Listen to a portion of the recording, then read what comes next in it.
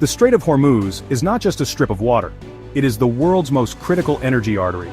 This narrow channel connects the Persian Gulf to the open ocean, and through it flows a staggering volume of the planet's oil supply. At its narrowest point, the strait is a mere 21 miles wide, with shipping lanes for inbound and outbound tankers each just 2 miles wide. This geographic constriction makes it an unavoidable choke point for global trade. Major oil-producing nations like Saudi Arabia, the UAE, Kuwait, Iraq, and Iran itself depend almost entirely on this passage to get their crude oil to international markets, particularly to the energy-hungry economies of Asia. It is a lifeline for producers and consumers alike. The numbers alone paint a stark picture of its importance. Every single day, nearly 21 million barrels of oil, roughly 1/5 of the entire world's daily consumption, navigate these congested waters. And this is not just crude oil. A significant portion of the world's liquefied natural gas also passes through Hormuz. For decades, the international community has viewed the security of this strait as non-negotiable. The United States and its allies have long guaranteed freedom of navigation here, recognizing that any disruption could send catastrophic shockwaves through the global economy. Its stability is a cornerstone of our modern interconnected world, a fact that gives the nations bordering it immense and sometimes dangerous leverage. Recent events have thrust this strategic waterway back into the global spotlight. Following US and Israeli strikes on its nuclear facilities in early June 2025, Iran has once again threatened to close the strait. This is a threat Tehran has made before, but this time it feels different. The rhetoric from Iranian officials is sharper, and the regional tensions are at a boiling point. The world is watching nervously, as even the hint of a closure has an immediate impact. The recent U-turns of two supertankers, the Kaz Wisdom Lake and South Loyalty, on June 22nd and 23rd, demonstrate just how sensitive the shipping industry is to the rising military risk in the region. The current date, June 23, 2025, finds the world holding its breath. The Trump administration's hawkish stance, combined with Iran's defiant response, has created a perilous standoff. Iran's supreme leader, Ayatollah Ali Khamenei, has called for retaliation, while its parliament has formally approved a measure authorizing a blockade. The decision now rests with Iran's Supreme National Security Council. For millions of people around the world, from factory workers in China to commuters in Europe, the next move in this high-stakes game could have profound consequences. The Strait of Hormuz has become the flashpoint where diplomacy, economics, and military power collide with potentially explosive force. To understand how Iran could possibly challenge the world's most powerful navies, one must first understand its core military doctrine, asymmetric warfare. In simple terms, this is the strategy of the underdog. It is about using your opponent's strengths against them and exploiting their weaknesses with unconventional tactics. When facing a technologically superior and far better funded adversary like the United States Navy, Iran knows it cannot win a conventional, head-to-head battle. A fleet of Iranian frigates would stand little chance against an American aircraft carrier strike group in the open ocean. So Iran doesn't play by those rules. It changes the battlefield to suit its own strengths. The Strait of Hormuz is the perfect arena for this strategy. Its narrow, confined waters are the opposite of the open sea where large warships excel. Here, size and advanced technology can become a liability. A massive destroyer or aircraft carrier is less maneuverable and presents a much larger target. Iran's strategy is designed to turn the strait into a kill box, a space where its smaller, faster, and more numerous forces can overwhelm a larger, more cumbersome enemy. It focuses on denial rather than control. Iran doesn't need to defeat the US Fifth Fleet, it just needs to make the strait so dangerous that no commercial vessel would dare to enter it. This approach relies on a layered defense system that combines different types of military assets. Instead of a single powerful sword, Iran uses 1,000 sharp needles. It employs a mix of fast attack boats, mobile anti-ship missile batteries hidden along the coast, naval mines, and small submarines. Each element is designed to be difficult to track and target. A missile launcher can be hidden in a coastal cave and moved after firing. A small submarine can lurk in the shallow waters waiting for the right moment. This creates a complex and unpredictable threat environment where an enemy commander can never be certain where the next attack will come from. Ultimately, the goal of Iran's asymmetric strategy is to raise the cost of intervention to an unacceptable level. It is a psychological game as much as a military one. By threatening to inflict significant damage on both naval and commercial ships, Iran seeks to deter an attack or, if an attack occurs, to make the consequences so severe that the aggressor is forced to back down. This is why Iran invests so heavily in weapons that are relatively cheap but can deliver a powerful punch. It is a strategy born of necessity, designed to give a regional power the ability to stand up to a global superpower using cleverness and geography as its greatest weapons. At the very heart of Iran's asymmetric naval strategy is its massive fleet of small, fast, and heavily armed speedboats. Operated primarily by the Islamic Revolutionary Guard Corps Navy, these vessels are not designed for long voyages or major sea battles. Instead, they are built for one purpose: to dominate the close-quarters environment of the Strait of Hormuz. Numbering in the hundreds, these boats are agile and difficult to detect on radar. They can hide among civilian fishing boats or launch from hidden coastal coves, appearing seemingly out of nowhere to attack a much larger and less nimble target, like an oil tanker or a naval destroyer. The primary tactic associated with these boats is known as swarming. The idea is to overwhelm a warship's defenses through sheer numbers. A modern naval destroyer is equipped with sophisticated systems designed to intercept a handful of incoming missiles or threats at a time. But what happens when it is suddenly surrounded by dozens of speedboats attacking from all directions at once? Some might be armed with machine guns, others with rockets, and still others with short-range anti-ship missiles. This chaotic multi-axis attack is designed to saturate the target's defensive systems, ensuring that at least some of the attacks get through and inflict damage. These are not simple fishing boats with guns strapped to them. Iran has developed increasingly sophisticated models over the years. Some are equipped with torpedoes, while others carry cruise missiles that can threaten targets from a distance.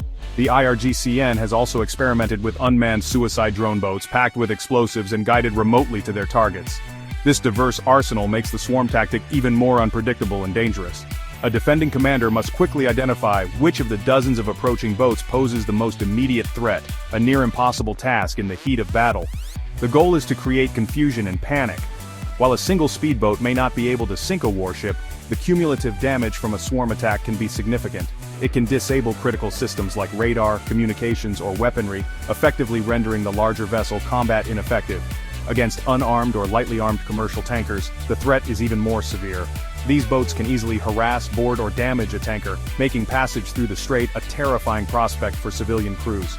The swarm is Iran's way of turning the tables, transforming its numerical advantage in small craft into a potent weapon against a technologically superior foe.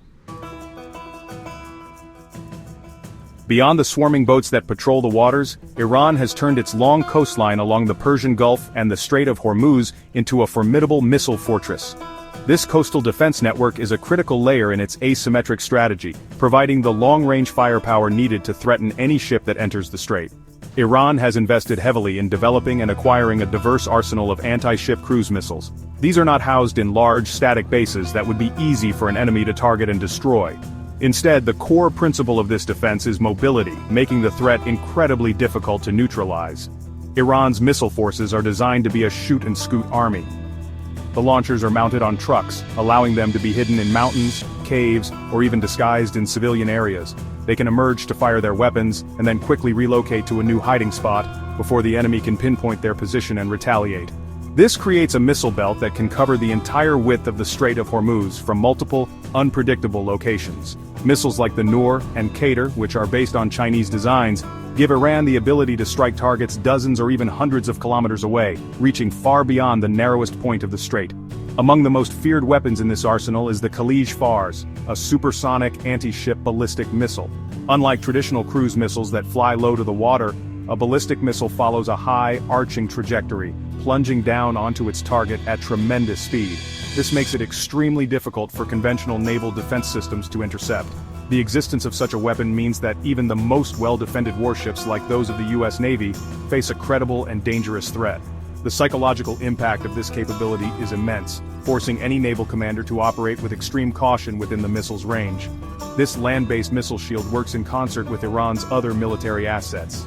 The fast attack boats can act as spotters, identifying targets and relaying their coordinates to the hidden missile batteries on shore. This integrated system ensures that any vessel, whether it is a commercial supertanker or a military cruiser, is constantly under the threat of attack from the moment it enters the Persian Gulf. By creating this overlapping field of fire, Iran aims to establish sea denial, making the waterway impassable, not by physically blocking it with its own ships, but by making the risk of transit unacceptably high for everyone else. Beneath the surface of the water and the visible threats from boats and missiles lies another, more insidious layer of Iran's strategy: naval mines and submarines. These weapons are the silent guardians of Iran's asymmetric arsenal, designed to disrupt shipping and create an environment of fear and uncertainty. Naval mines are a particularly effective tool for a nation seeking to close a maritime choke point. They are relatively cheap to produce, easy to deploy from a variety of platforms including submarines, surface ships, and even civilian vessels, and incredibly difficult and time-consuming to clear. A single mine can disable or sink a massive supertanker. Iran is believed to possess a substantial inventory of various types of mines, from simple old-fashioned contact mines that float near the surface to more sophisticated mines that rest on the seabed and are triggered by the acoustic or magnetic signature of a passing ship. The mere suggestion that mines have been laid in the Strait of Hormuz would be enough to bring commercial shipping to a halt. Insurance rates for tankers would skyrocket, and ship owners would be unwilling to risk their multi-million-dollar vessels and the lives of their crews. Clearing a minefield is a slow, dangerous process that would require a massive international effort, effectively closing the strait for weeks, if not months. Complementing the mine threat is Iran's fleet of small diesel-electric submarines. The most numerous of these are the Ghadir-class midget submarines. These small vessels are perfectly suited for the shallow, cluttered waters of the Persian Gulf, where large, nuclear-powered submarines would struggle to operate. Their small size makes them very difficult to detect with sonar. They can lie silently on the seabed for extended periods, waiting for a high-value target to pass overhead. Their primary missions would be to lay mines covertly and to conduct surprise torpedo attacks on enemy warships or commercial vessels. While these submarines do not have the range or endurance of their American counterparts, they do not need it. Their operational area is their own backyard. In the confined geography of the Strait of Hormuz, they represent a potent and stealthy threat. The combination of a possible minefield and the unseen presence of lurking submarines creates a profound psychological challenge for any naval force. It forces an adversary to proceed slowly and cautiously, constantly on guard for a hidden danger that could strike at any moment. This element of stealth is a cornerstone of making the strait too perilous to navigate. With its layered defense of swarm boats, mobile missiles, mines, and submarines, the question is not whether Iran can disrupt traffic in the Strait of Hormuz, but whether it can enforce a full and sustained closure. The military reality is that Iran absolutely possesses the capability to shut down the strait, at least temporarily. In the initial hours or days of a conflict, Iran could unleash a coordinated assault that would almost certainly succeed in making the waterway impassable. A combination of missile strikes, swarm boat attacks, and the rapid deployment of naval mines would create chaos and make the risk to shipping catastrophic. The initial phase of a closure would be swift and violent. Missiles launched from hidden coastal sites could target the first tankers entering the strait, creating fiery wrecks that could physically obstruct the narrow shipping channels. Simultaneously, IRGC-N speedboats could swarm any naval vessels attempting to escort commercial traffic, while submarines and other ships covertly laid minefields in the key transit lanes. This opening salvo would be designed to achieve maximum shock value, demonstrating Iran's resolve and immediately halting all maritime activity. No shipping company or insurer would allow vessels to proceed into such a war zone. However, maintaining that closure over a longer period is a different and far more difficult challenge. The United States and its allies would not stand by idly. The U.S. Fifth Fleet, based in nearby Bahrain, along with carrier strike groups and international partners, would launch a major military operation to reopen the waterway. This would involve a concerted effort to hunt down and destroy Iran's mobile missile launchers, target its naval bases and command centers, and undertake the painstaking process of minesweeping. This would be a brutal and bloody conflict, but the overwhelming technological and firepower advantage of the US-led coalition would eventually prevail. Therefore, the consensus among most military analysts is that Iran could likely close the strait for a period of several days to a few weeks. It could not enforce a permanent blockade against a determined international military response. The real power of the threat lies not in the idea of a permanent closure, but in the certainty of a temporary one, and the devastating global impact that even a brief shutdown would cause. For Iran, a 2-week closure could be enough to achieve its political goals, sending the world economy into a tailspin and forcing its adversaries to the negotiating table. If Iran were to make good on its threat and shut down the Strait of Hormuz, the consequences for the global economy would be immediate and severe. The first and most obvious effect would be on the price of oil. With 1/5 of the world's supply suddenly trapped in the Persian Gulf, energy markets would panic. The current Brent crude price of around $80 a barrel would seem like a distant memory. Analysts predict that prices could easily double, soaring to $150 or even $200 a barrel in a matter of days. This price shock would be felt at every gas station, in every factory, and on every household utility bill across the globe. The ripple effects would extend far beyond just the price of fuel. Higher energy costs would act as a massive tax on the global economy, driving up inflation and slowing down economic growth. For energy-importing nations, the impact would be particularly devastating.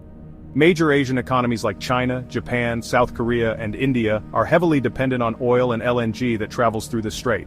A blockade would threaten to grind their industries to a halt, leading to supply chain disruptions, factory closures, and potential social unrest. European nations would also face a severe energy crisis, exacerbating economic challenges and straining political alliances. In response to such a crisis, the United States and its allies would be compelled to act. A military operation to reopen the strait would become an immediate priority. This would likely involve airstrikes against Iranian military targets, the missile sites, naval bases, and command and control centers, followed by a massive naval effort to clear the mines and secure the shipping lanes. Such an operation would be complex and dangerous, with a high risk of escalation into a wider regional war. The conflict itself would further destabilize the Middle East and add another layer of uncertainty to the fragile global economic and political order. The world would also see an immediate scramble for alternative energy supplies. Countries would release their strategic petroleum reserves to try to cushion the blow, but these are finite and would only provide a temporary solution.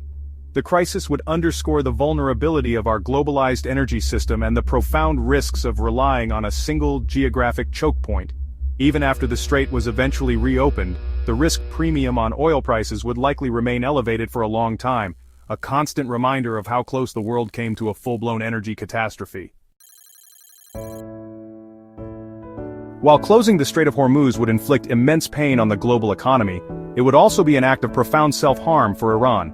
The strategy is often described by analysts as a form of economic suicide, because the very waterway Iran would be blocking is also its own primary economic lifeline. Iran's economy is overwhelmingly dependent on its oil exports for revenue. Halting the flow of oil through the strait would mean cutting off its own main source of income, crippling its ability to fund its government, its military, and its social programs. In a state already struggling under sanctions, this would be a catastrophic blow. The relationship with China is a critical factor in this equation. As of June 2025, China is the single largest buyer of Iranian oil, purchasing around 1.8 million barrels per day, which accounts for a staggering 90% of Iran's total exports. This trade is a vital artery for the Iranian regime. By closing the strait, Tehran would not only be cutting off its revenue, but also directly threatening the energy security of its most important economic and strategic partner. While Beijing has condemned the recent US strikes, it has also called for restraint from all sides. It is highly unlikely that China would support a move that would devastate its own economy. Alienating Beijing would leave Iran dangerously isolated. The U.S. Secretary of State Marco Rubio has already publicly called on China to use its economic leverage to pressure Iran not to take such a drastic step. A blockade would likely force China's hand, compelling it to support international efforts to reopen the waterway to protect its own national interests. Iran would risk losing its most powerful friend on the world stage, leaving it to face the full force of a US-led military coalition alone. This is a risk that even the most hardline elements within the Iranian regime must weigh very carefully. Therefore, the threat to close the strait is a double-edged sword. It is Iran's most powerful tool of leverage, but it is also a weapon that would cause deep and perhaps irreparable damage to itself. The economic fallout within Iran would be immediate, potentially leading to hyperinflation, shortages of essential goods, and widespread public unrest. The regime's survival could be called into question. This is why the threat has always been used as a deterrent, a line in the sand, rather than a proactive strategy. To cross that line would be to gamble the nation's entire future on a single desperate act. In the final analysis, the threat to close the Strait of Hormuz exists in a gray area between a credible military capability and a high-stakes political bluff. There is no doubt that Iran's military, with its asymmetric arsenal of fast boats, missiles, and mines, could physically shut down the waterway for a short period. The immediate consequences, soaring oil prices, global economic panic, and a guaranteed overwhelming military response led by the United States, are also not in doubt. The strait is a real fuse, and Iran has its hand on the switch. The potential for a regional conflict to spiral into a global crisis is terrifyingly real.